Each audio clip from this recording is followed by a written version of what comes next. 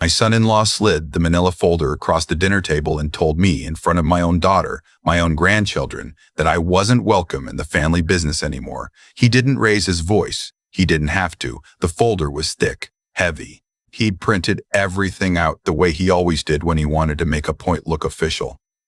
"Pop," he said, using the nickname my grandkids gave me when they were toddlers. He was 41 years old and using a child's word like a weapon. Reeve decided it's time. My daughter wouldn't look at me. She kept rearranging the green beans on her plate, lining them up like little soldiers. The kitchen smelled like the pot roast my daughter had made, the same recipe her mother used to make. And for a second I thought about my late wife, gone 6 years now, and how she would have known what to do. She always knew what to do. I sat there with my fork halfway to my mouth, and I lowered it back down to the plate. I didn't say anything yet. I just looked at him. He kept going. He'd rehearsed this. You could tell. He talked about modernization. He talked about my old school approach. He talked about how the trucking company my father had started in 1962, the company I'd run for 43 years, the company I'd handed half of to him when he married my daughter because I trusted him, was being held back by my stubborn refusal to adapt. The kids were watching. My grandson, 11, with a mouthful of mashed potatoes. My granddaughter, 8, with her cartoon character hair clip falling over one eye. "Maybe the kids should go watch TV," I said. My daughter finally looked up. There was something in her face I hadn't seen before. Not guilt exactly, something closer to relief. Like she'd been waiting for this moment and was glad it was finally happening. "They're old enough to understand," she said. "Pop, this is how families work now. Honest conversations, no secrets." I nodded slowly. I set my napkin on the table. "All right," I said. "Be honest with me then. Whose idea was this?" My son-in-law jumped in before she could answer. "It was a joint decision. We're a partnership. You taught me that, remember?" I remembered. I remembered a lot of things he didn't think I remembered. He pushed the folder closer. "There's a buyout offer in there. It's fair. More than fair, actually. We had a firm in Atlanta do the valuation. You'd be comfortable for the rest of your life. You could travel. You always said you wanted to see Alaska." I had never said I wanted to see Alaska. My wife had said that before she got sick. He was confusing the two of us. Or maybe he just didn't know the difference. I picked up the folder. I didn't open it. I weighed it in my hand like I was considering something. "How long have you been working on this?" I asked. My son-in-law smiled. He had a politician's smile. White, even teeth, no warmth behind them. "Pop, we just want what's best for everyone." "How long?" I said again. He glanced at my daughter. She glanced at the green beans. "About 8 months," she said quietly. 8 months. 8 months of family dinners. 8 months of birthday parties. 8 months of my granddaughter sitting on my lap while I read her bedtime stories whenever she stayed over. 8 months of my son-in-law clapping me on the back at the office and asking how the bursitis was treating me. I set the folder back on the table. I stood up. My knees popped the way they always did. "I'm 67 years old, and the body doesn't let you forget it. I'll read this tonight," I said. "We'll talk tomorrow." "Pop, we were hoping tomorrow," I said. I walked out to my truck. I didn't slam the door. I didn't peel out of the driveway. I drove the speed limit all the way home, and when I got there, I sat in the cab for a long time with the engine off, listening to the tick of it cooling down. The streetlight outside my house had been flickering for 2 weeks. I kept meaning to call the city about it. I never did. Then I went inside and I called my attorney. His name was an old college buddy of mine, retired now mostly but still keeping his license active for a handful of clients like me. He picked up on the third ring, sounded like he was watching the ball game. "It's late," he said. "I know. Is it the thing?" That stopped me. "What thing?" A long pause on the other end. I heard him mute the TV. "Old friend," he said carefully. "You better come over here." I had been with my late wife for 41 years before the cancer took her. We met when I was 22 and she was 20, and she told me on our second date that I was going to be a good father someday because I listened. "Not many men listen," she said. "They just wait for their turn to talk. You actually listen. We had one daughter, just the one. We tried for more, but it didn't happen, and after a while we stopped trying and just poured everything into her. Dance lessons, piano, Summer camp. The big college up north she wanted to go to, even though it cost a fortune. We didn't begrudge her any of it. She was our whole world. She brought my son-in-law home when she was 26. He'd grown up 2 states over, came from what he called modest beginnings, which I later learned meant his father had owned a chain of car dealerships and his mother sat on the board of 3 different charities. But he was charming. I'll give him that. He shook my hand firm. He looked me in the eye. He asked thoughtful questions about the trucking business and seemed to actually understand the answers. When they got engaged, he came to me, just the 2 of us, and he said he wanted to learn the business, said he respected what I'd built, said he wanted to be a part of it. I was flattered. I admit that. My own father had built that company from 1 truck and a handshake deal with a feed supply outfit in our hometown. I had taken it from 1 truck to 38, from 1 route to 17. I had 2 warehouses, a maintenance bay, a dispatch office that ran 24 hours, and I had no son to pass it to, so I made him a junior partner, 25%, year after the wedding.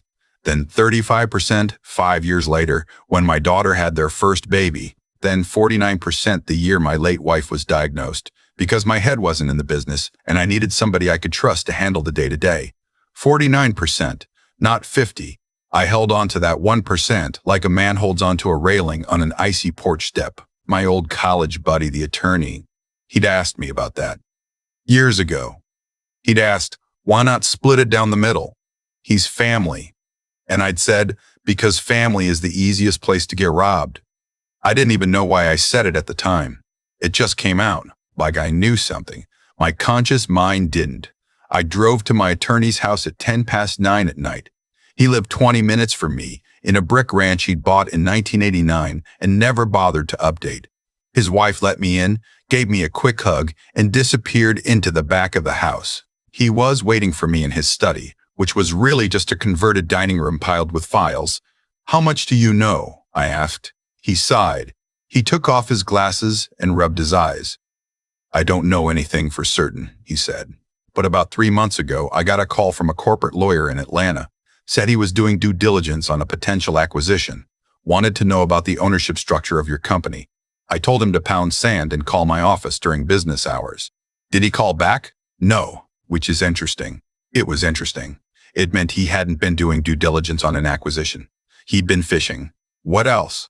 Couple weeks after that, your son-in-law called my office. Wanted to schedule a meeting about estate planning concerns.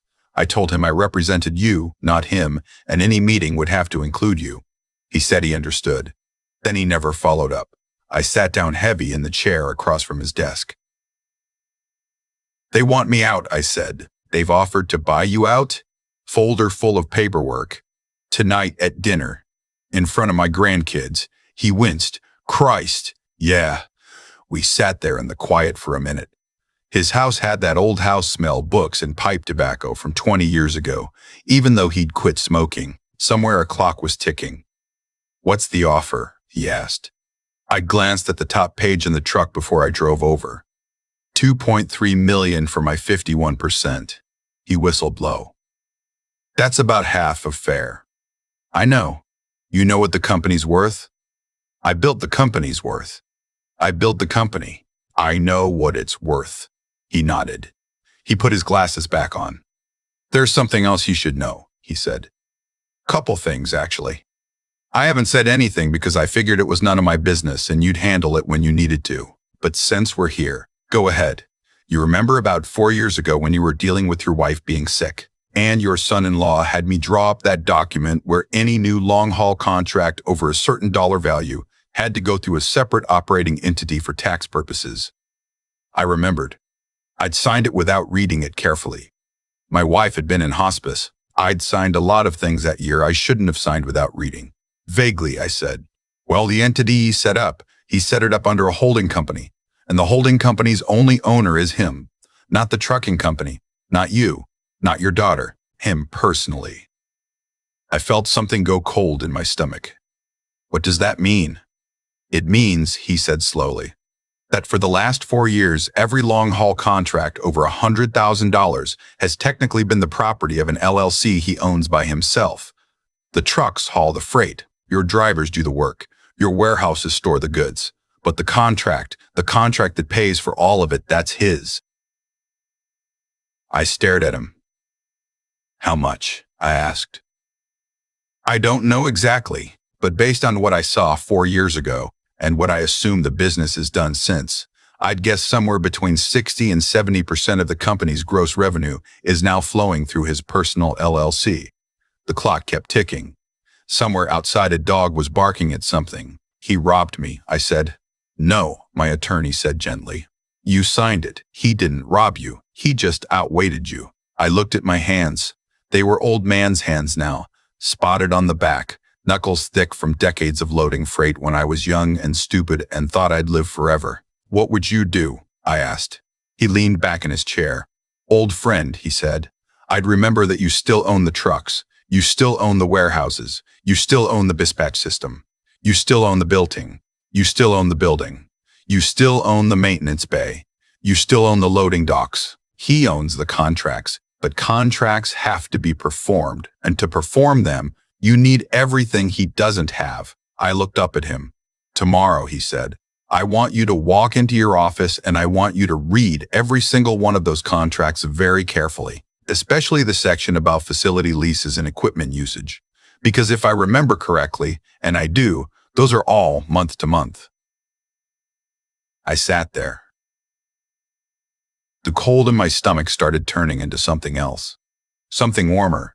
Why didn't you tell me before? I asked. He smiled a tired old smile. Because, old friend, you're my friend, but you're also my client.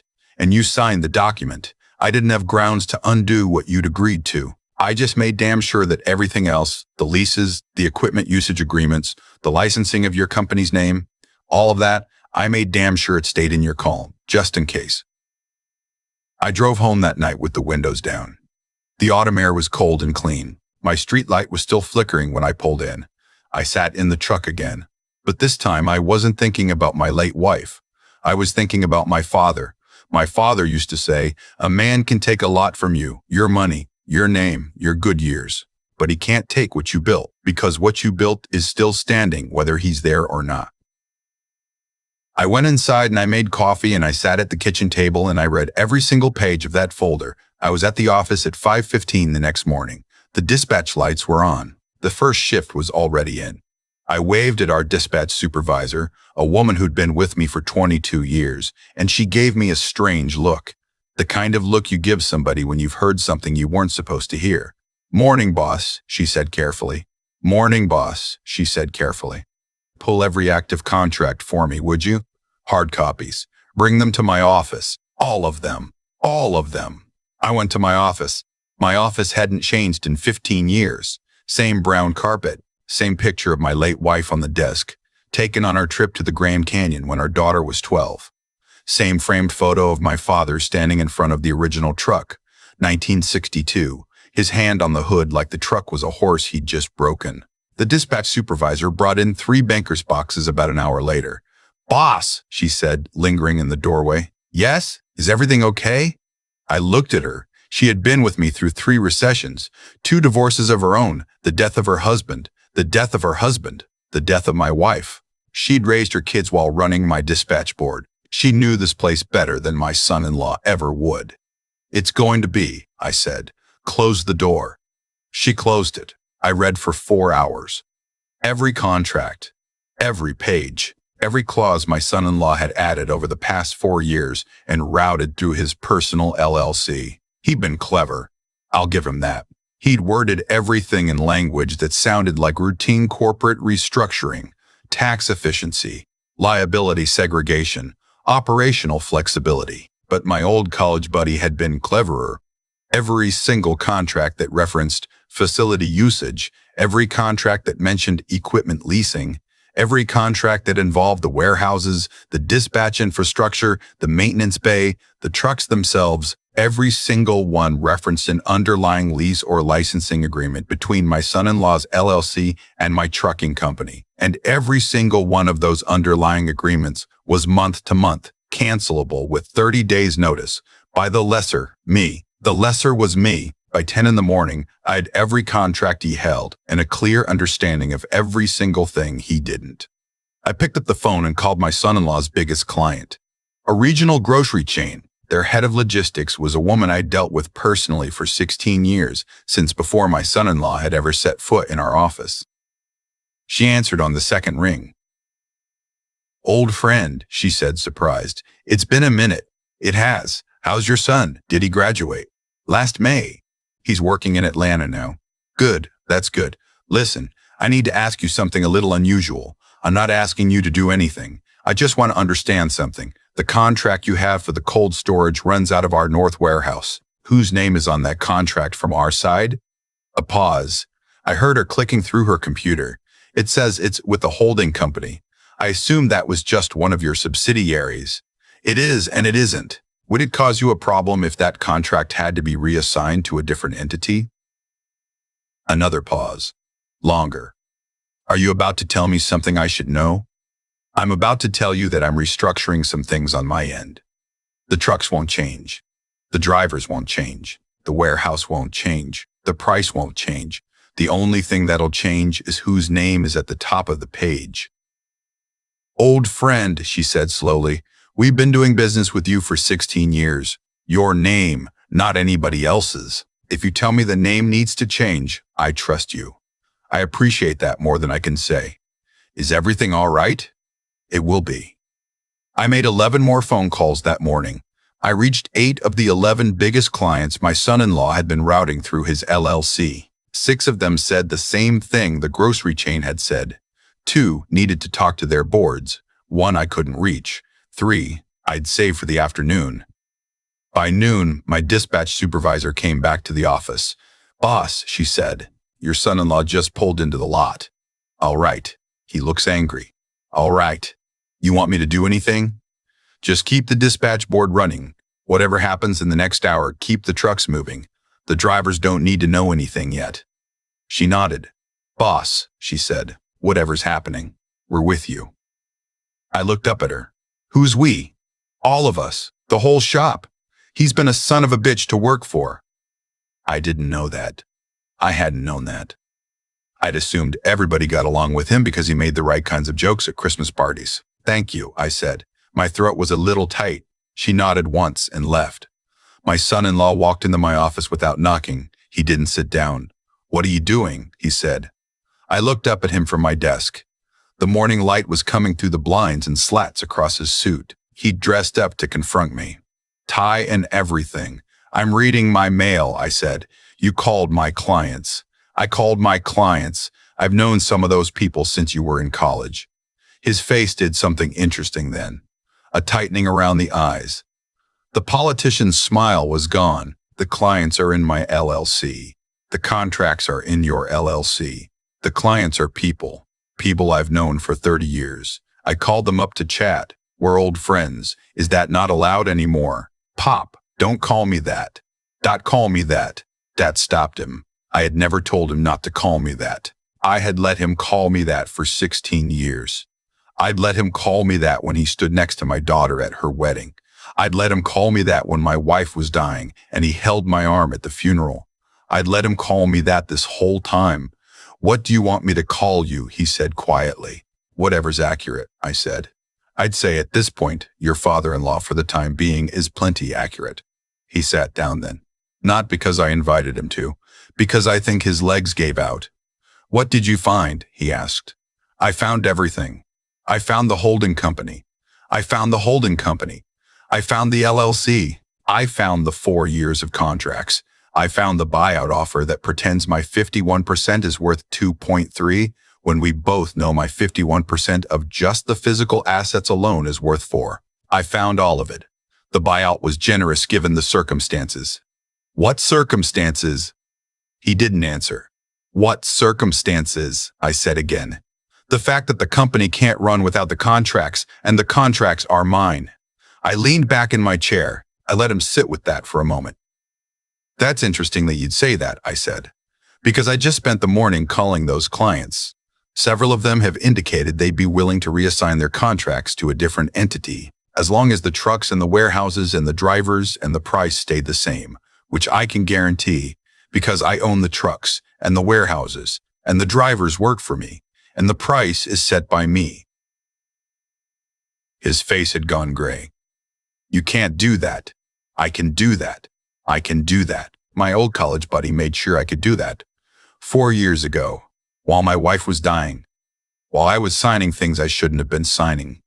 He couldn't undo what you got me to sign. So instead, he made sure that everything else stayed in my name, on month-to-month terms, cancelable by me with 30 days notice. The leases, the equipment, the licensing, the trade name, all of it. Pop, father-in-law, whatever you want me to call you. We can figure this out. We're family.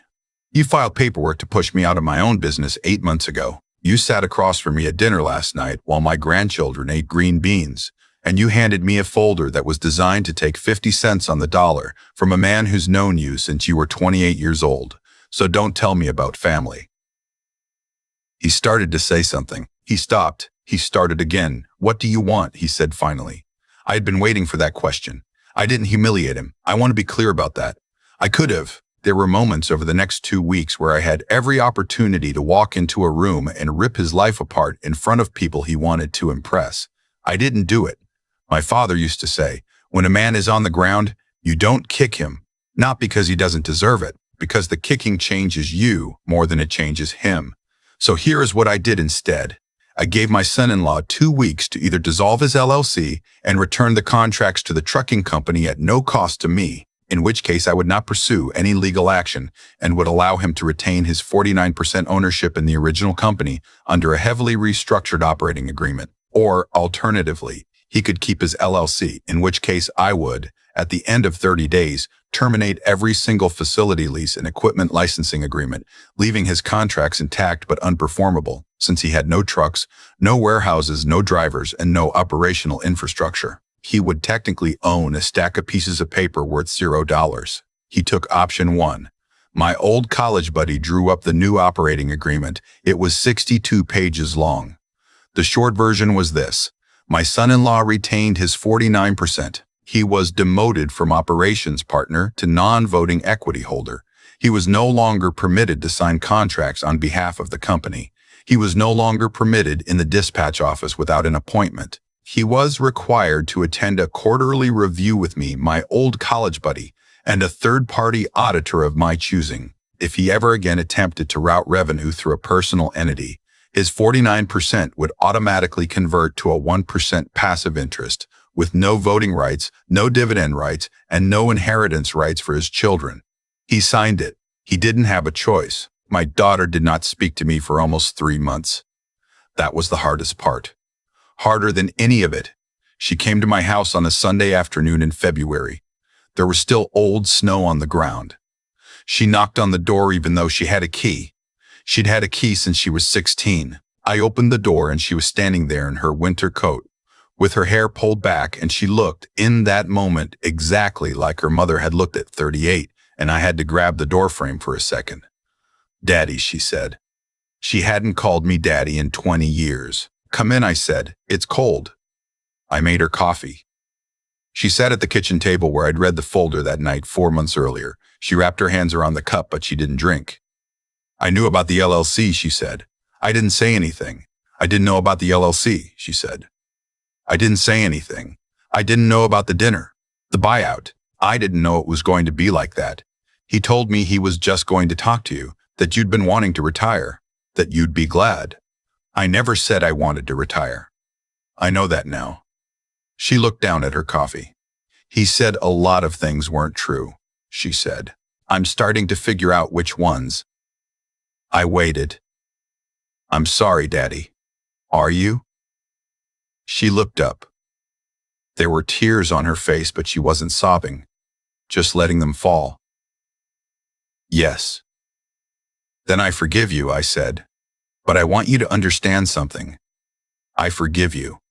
I will always forgive you, but forgiveness and trust are not the same thing, and trust takes a long time to build back. She nodded. I know. Are you all right? I asked her. With him, at home. Are the kids all right? She took a long time to answer.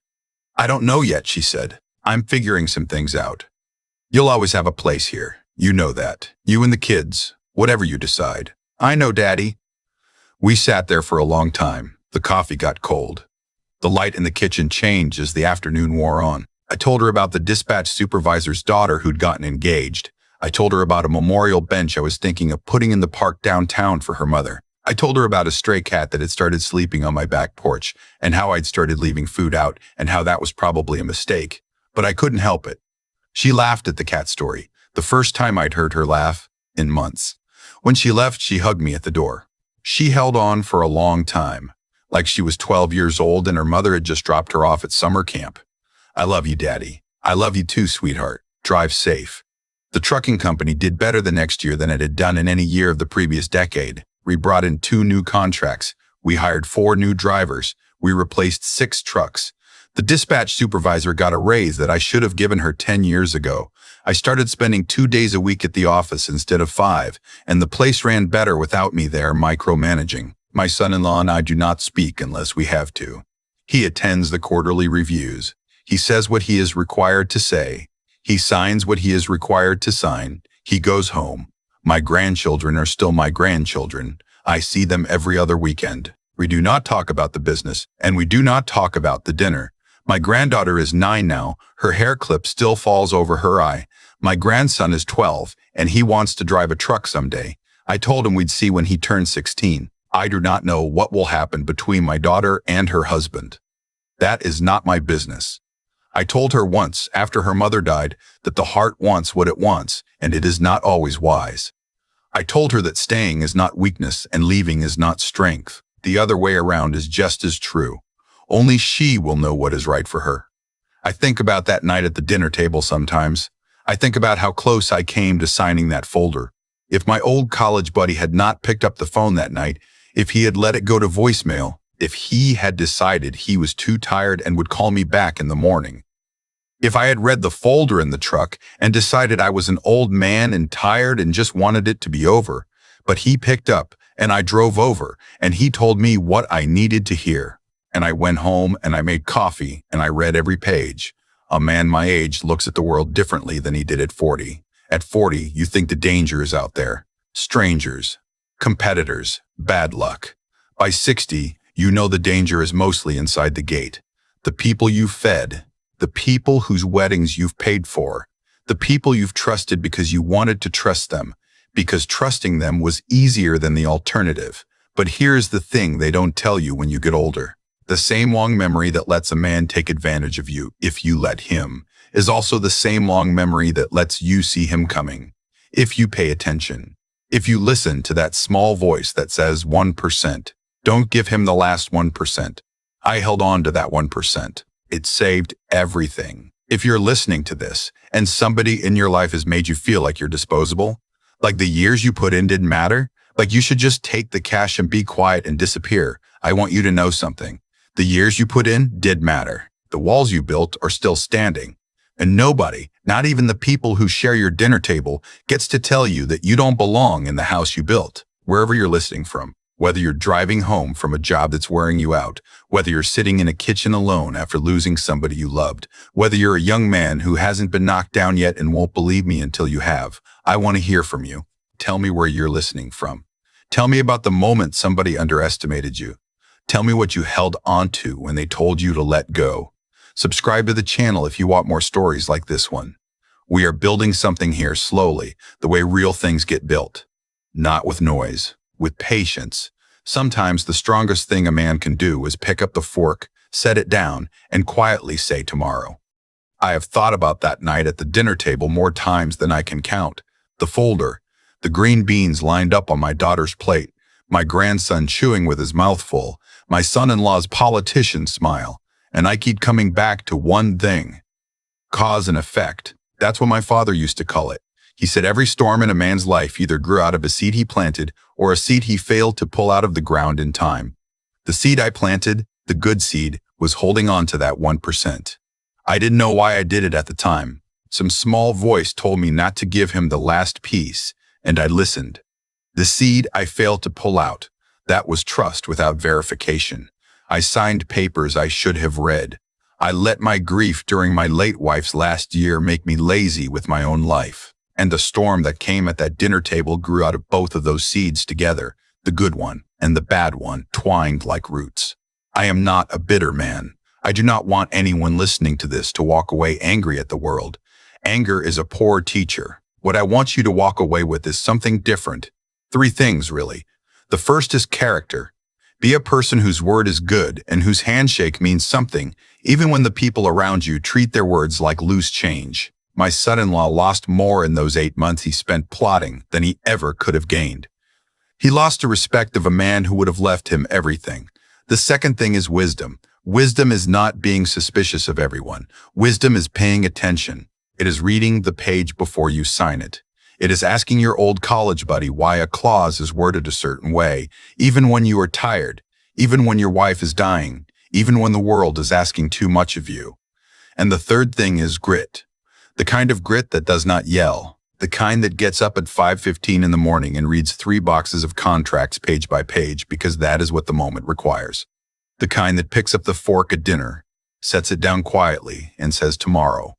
My daughter and I are slowly building back what got broken. The dispatch board still hums every morning before sunrise. The trucks still roll. The cat still sleeps on my back porch. And somewhere, my late wife's voice is in the back of my head, reminding me that I always was a man who listened, and that listening, in the end, was what saved me, not cleverness, not money, just the patience to hear what people were actually saying, including myself, when I told myself 1%, don't give him the last 1%. That voice was right.